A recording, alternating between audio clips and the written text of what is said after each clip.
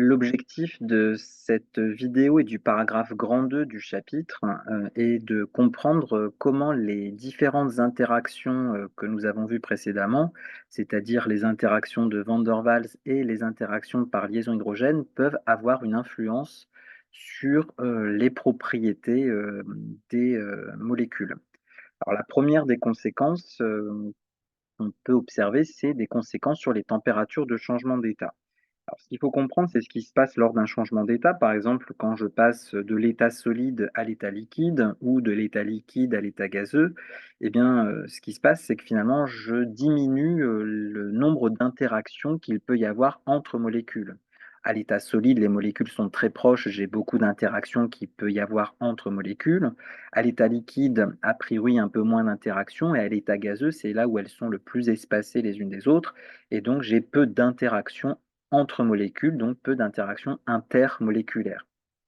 Et donc, quand on change d'état, l'idée c'est qu'on apporte l'énergie nécessaire pour rompre les interactions, pour casser toutes les interactions intermoléculaires. Donc, c'est ce que j'ai marqué dans ce cadre en bleu, c'est ce que résume cette information, c'est que les températures de changement d'état sont le reflet de la force des interactions intermoléculaires au sein d'un corps pur. Plus une température de changement d'état sera élevée, plus ça voudra dire que j'ai dû fournir de l'énergie pour, casser les interactions qu'il y a entre molécules et donc pour pouvoir séparer ces molécules. Donc de manière générale, c'est ça qu'on utilisera et qui nous permettra de faire, les études, c'est que plus la température de fusion ou d'ébullition d'un corps pur, puisque ce sont principalement ces températures de changement d'état qu'on vous donnera, eh bien, plus ces températures de fusion ou d'ébullition seront grandes, plus cela signifiera que les interactions intermoléculaires, donc ça pourra être les interactions de Van der Waals, ça pourra être les interactions par liaison hydrogène, hein, tout dépendra des molécules qu'on aura à étudier, plus ces interactions seront importantes.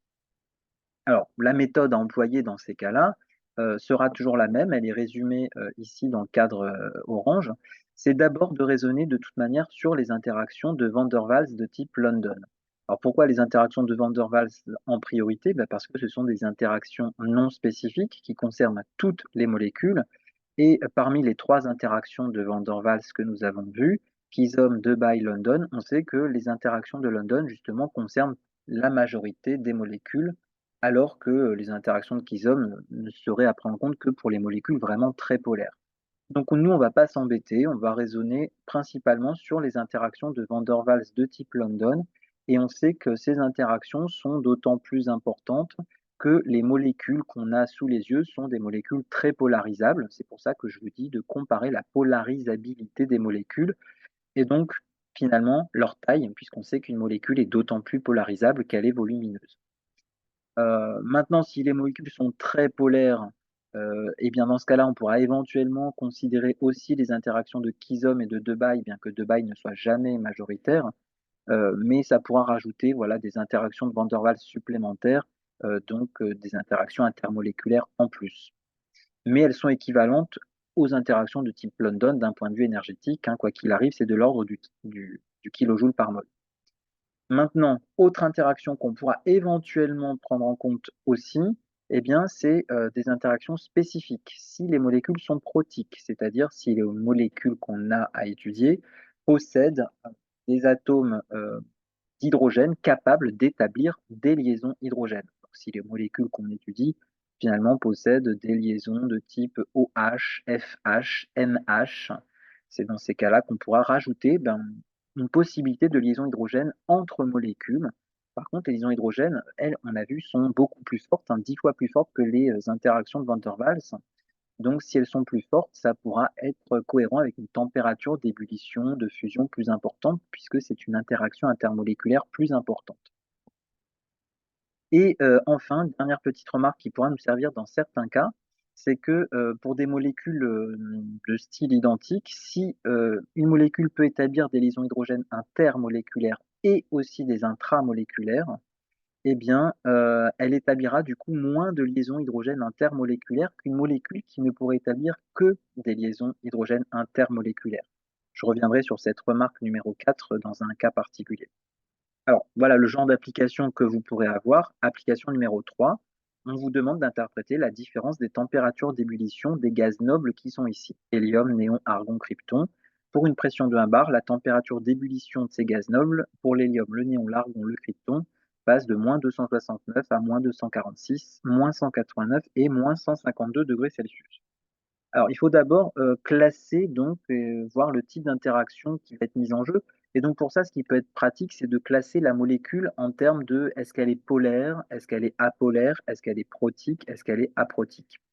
Alors là, la question se pose pas trop, ce sont simplement des atomes. Par définition, si c'est juste un atome, il n'y a pas de polarité à envisager. Une polarité, il faut qu'il y ait au moins 2 atomes dans la structure, liés par au moins une liaison. Là, ce sont simplement des atomes que j'envisage, donc un atome est apolaire et ces atomes sont-ils susceptibles d'établir des liaisons hydrogènes? Sont-ils susceptibles d'avoir un hydrogène est capable d'établir des liaisons hydrogènes? Donc non, puisqu'il n'y a pas d'hydrogène dans ces structures. Donc ces composés sont apolaires et aprotiques. Pour être protiques, je répète, hein, allez revoir la définition, mais des molécules protiques, ce sont des molécules qui possèdent des atomes d'hydrogène pouvant établir des liaisons hydrogènes. Mais là, par définition, je n'ai pas d'atomes d'hydrogène dans ces structures.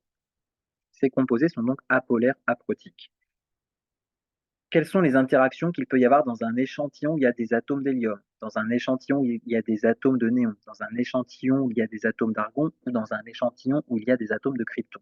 Évidemment, les interactions de Van der Waals de type London sont à prendre en compte.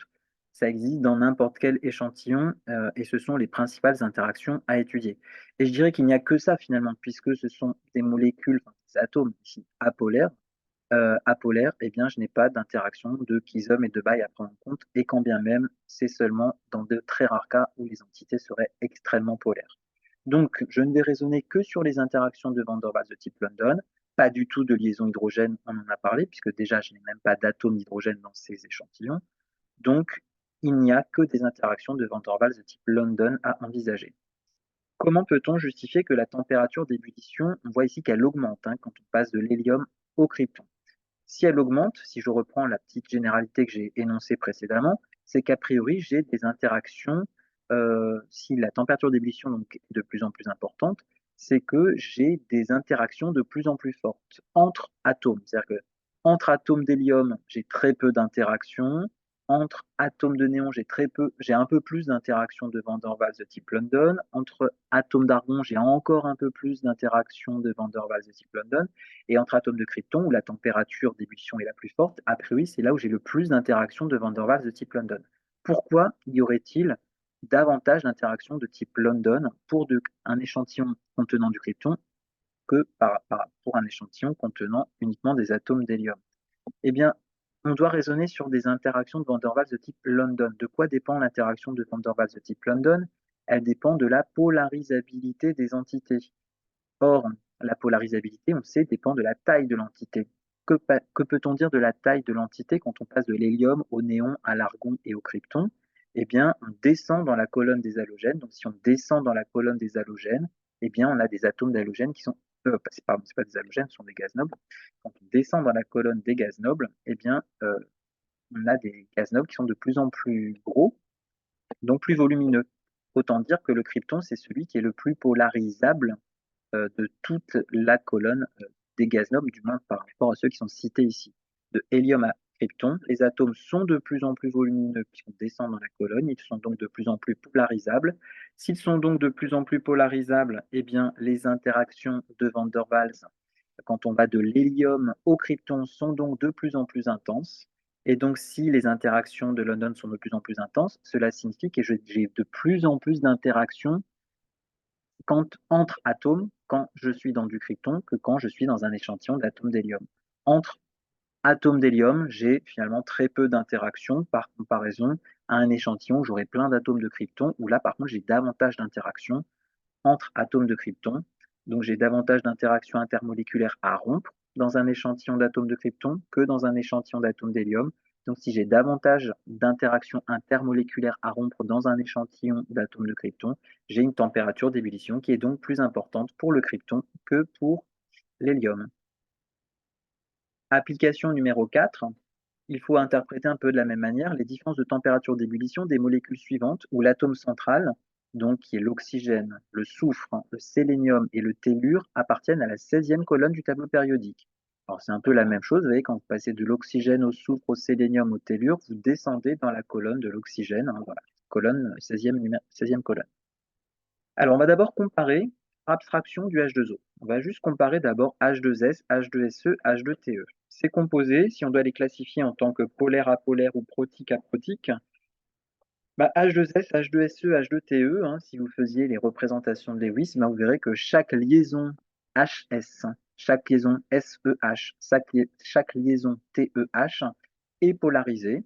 Et du fait de la structure ici AX2E2, de ces structures, SH2, SEH2, TEH2 sont des structures de type AX2E2 autour de l'atome de soufre, de sélénium et de tellure.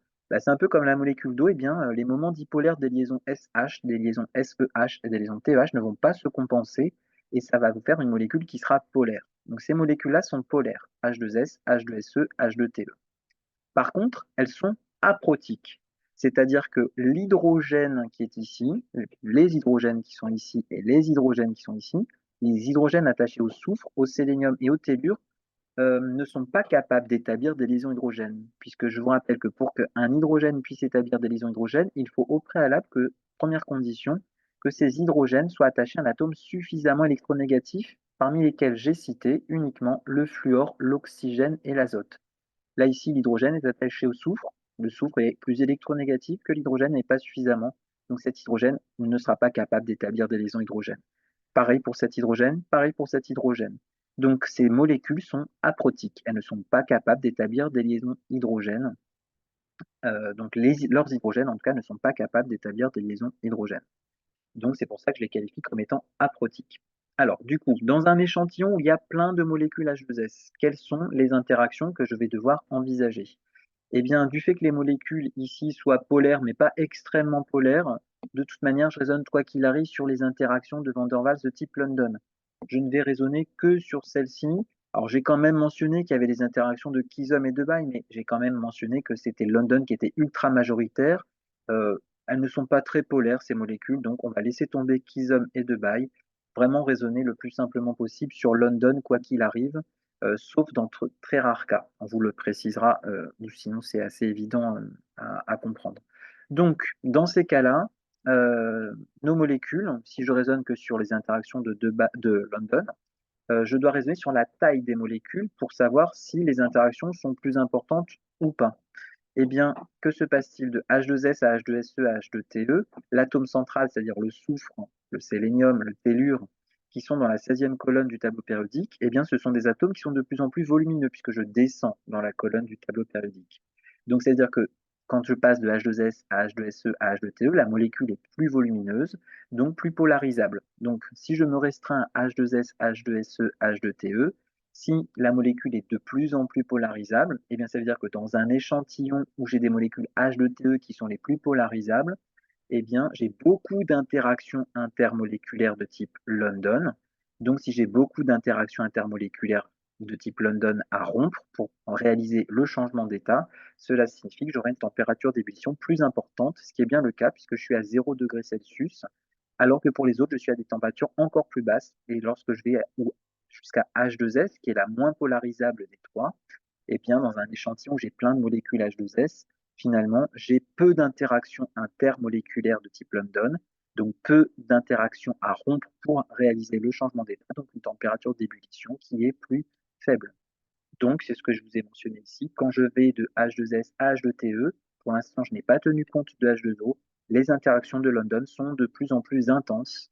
Donc, la température d'ébullition augmente, puisque si les interactions sont de plus en plus intenses, les interactions intermoléculaires de London, eh bien, ça veut dire que j'ai davantage d'interactions à rompre pour réaliser le changement d'état. Alors H2O, elle, fait un peu bande à part, on dirait, puisque H2O, si j'étais dans la même logique, l'oxygène, c'est celui qui est le plus petit de tous les atomes de la 16e colonne, hein. L'oxygène, c'est le premier élément de la 16e colonne. Donc l'oxygène est encore plus petit que le soufre. Donc la molécule d'eau est encore plus petite que la molécule H2S. Donc la molécule d'eau, si je m'intéressais uniquement aux interactions de Van der Waals, eh bien c'est une molécule qui, donc, qui est vraiment très peu polarisable Et donc, si elle est très peu polarisable, c'est-à-dire qu'entre molécules d'eau, j'ai très peu d'interactions de Van der Waals de type London. Donc, si j'ai très peu d'interactions de Van der Waals de type London, j'ai très peu d'interactions à rompre pour réaliser le changement d'état, je devrais avoir une température de changement d'état extrêmement faible, en tout cas plus faible que H2S. Ce qui n'est pas le cas. On voit que j'ai une température qui est extrêmement haute et qui est même bien plus haute que H2TE. Donc, c'est-à-dire que pour H2O, il ne faut pas se consacrer uniquement aux interactions de Van der Waals de type London. Et pourquoi est-ce que c'est logique qu'on ne se restreigne pas juste aux interactions de Van der Waals de type London? C'est parce que la molécule d'eau fait quand même partie des molécules les plus polaires. Et aussi euh, qu'elle est surtout très protique.